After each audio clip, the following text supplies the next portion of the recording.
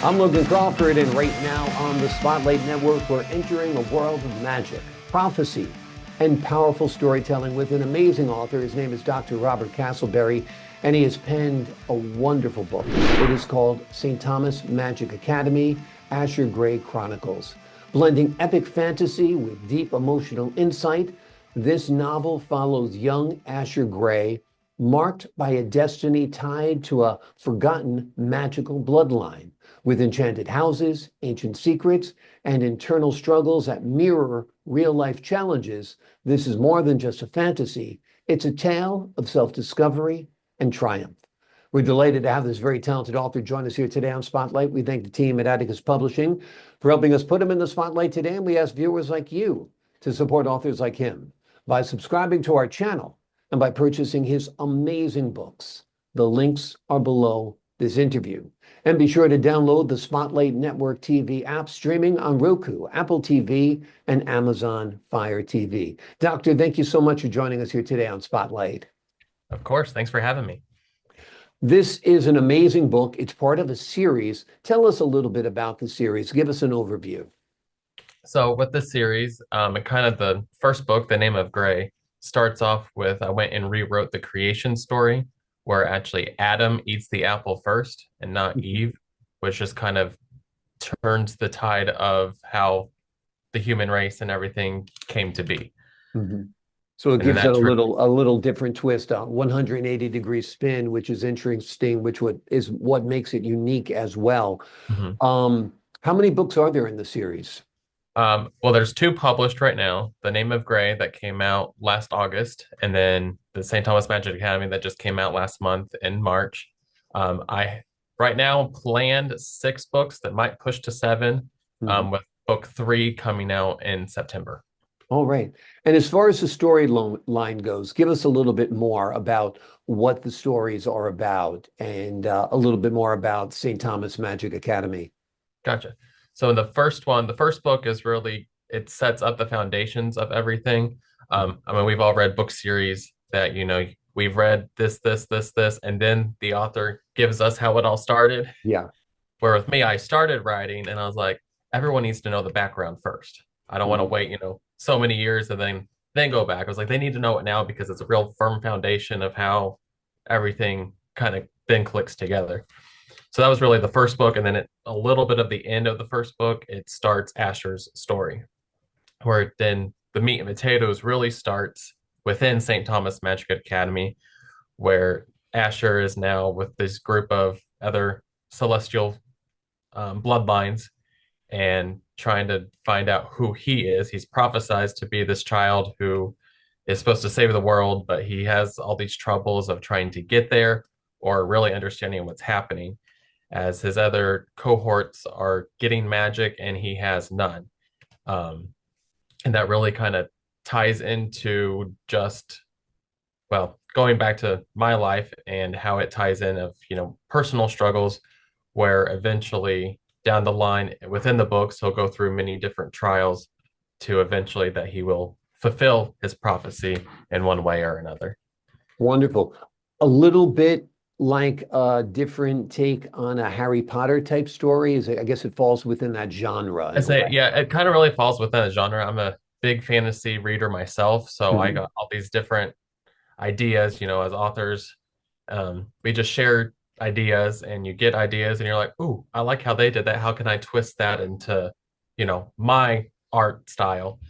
So it's really, it can be conversive of, Hunger Games to Divergent series to Rick Riordan's Olympians to Mortal Instruments. I've read all these different books. I'm just like, I love all these elements, and really a lot of it has morphed into what I'm creating. Yeah, absolutely. Have you envisioned this book or these books as a series of films, perhaps?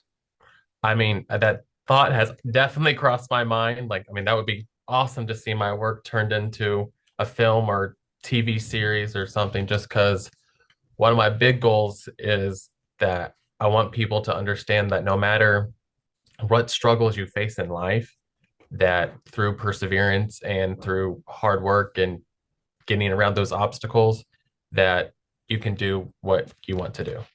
Absolutely.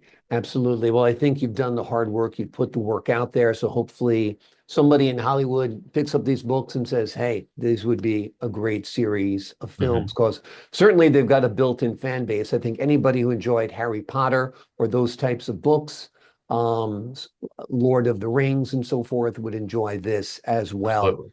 Now you've got your purple on today, Yes, sort of like Asher does as well. Tell us about Asher's correct. purple uniform.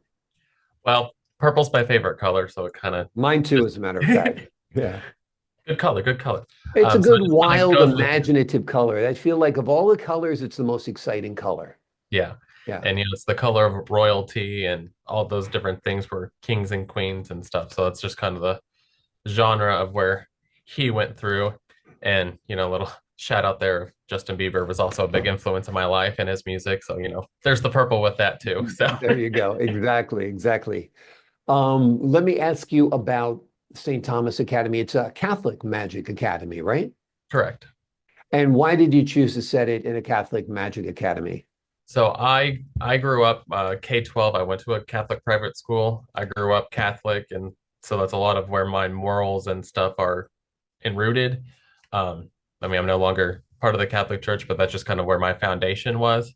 And it's just kind of mixing in, with the first book of Adam eating the apple first, where the magic comes into play and just tying in with the roots of the Catholic Church, where then there's bumps and different things that I don't want to give any two spoilers out, but there's Yeah. things within the confines of the church that come out later on down the road that are dark and surprising.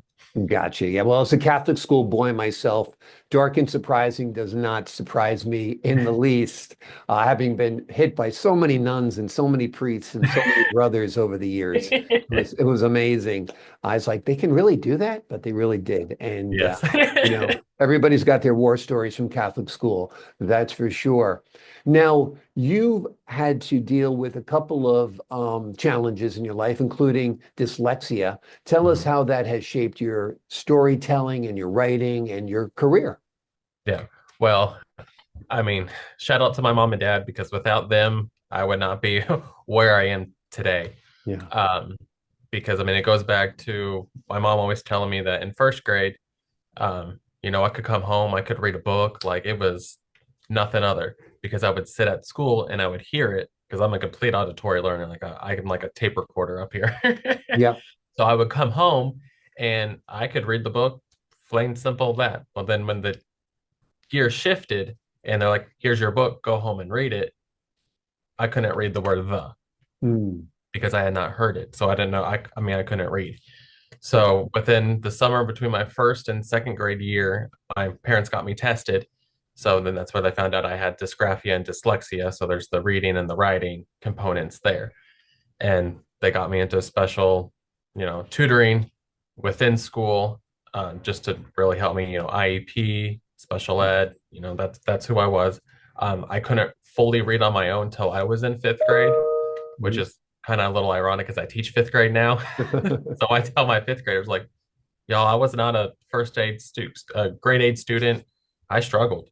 Yeah. And that really makes connections with them. And then I know I struggled. So then I bring that in back with my kids to really understand, like, I know your struggles. So I really Absolutely. struggled all the way through middle school and high school.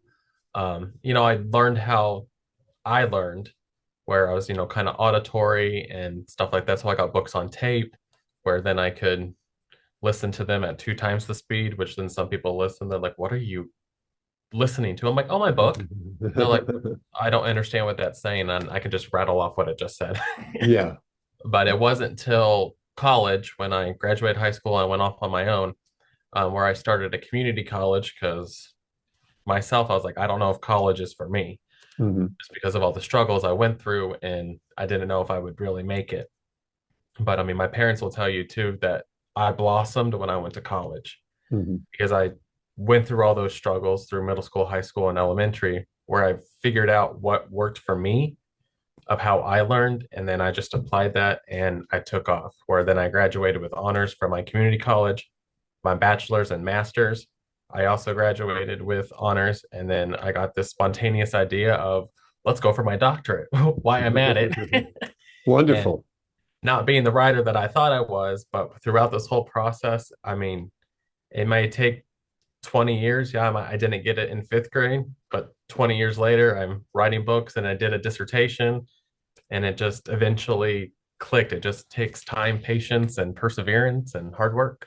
Yeah, and that makes you a compassionate educator, and that's important too, because not everybody's going to excel in school, and that doesn't mean they're not smart. I Correct. mean, and that's the paradox of school. The kids that can follow the rules, obey, can do the readings and all that stuff. Other kids are dreaming and distracted, and they're going to wind up being the Jeff Bezoses and the Steve Jobs of this world. Correct. And so everybody has their own path, and you know that. And I think you can help other people who need to have a little special guidance at times during their academic careers as well. Yes. Before we leave you today, what do you hope readers take away from your books? So I really hope that these readers of how I'm intertwining life experiences that I've gone through myself, such as, getting those obstacles while you're learning, bullying. I was severely bullied, but that could be a whole other interview. That's another rabbit hole to go down. And just intertwining other life experiences that people may go through, where somehow, somewhere they can make a connection with these different characters and have it bring light to their world that they might, yes, might be in a dark place right now, but through working through that and connecting and having an escape. I mean, that's a lot for me. I escape into my books to Mhm. escape the craziness of the world. Yeah. And then just to connect to that character and at the end of the day be like, I have this. I have the courage, and it may not be today, it may not be tomorrow, it may be 10 years down the road, but I can accomplish what I want to accomplish, or get out of whatever this rut that I'm in at the moment. And that's an important message, and it is a message you'll find within the pages of this wonderful book and all of the books that have written by this terrific author. The book we've been focusing on today is St. Thomas Magic Academy, Asher Grey Chronicles. It blends epic fantasy with deep emotional insight. This novel follows young Asher Grey, marked by a destiny tied to a forgotten magical bloodline, with enchanted houses, ancient secrets, and internal struggles that mirror real-life challenges. This is more than just a fantasy, it's a tale of self-discovery and triumph. Doctor, thank you so much for joining us here today on Spotlight. Of course, thank you. Thank you so much for your time and your insight. To the folks at home, I'm Logan Crawford, thanking you for your time. This time until next time on Spotlight.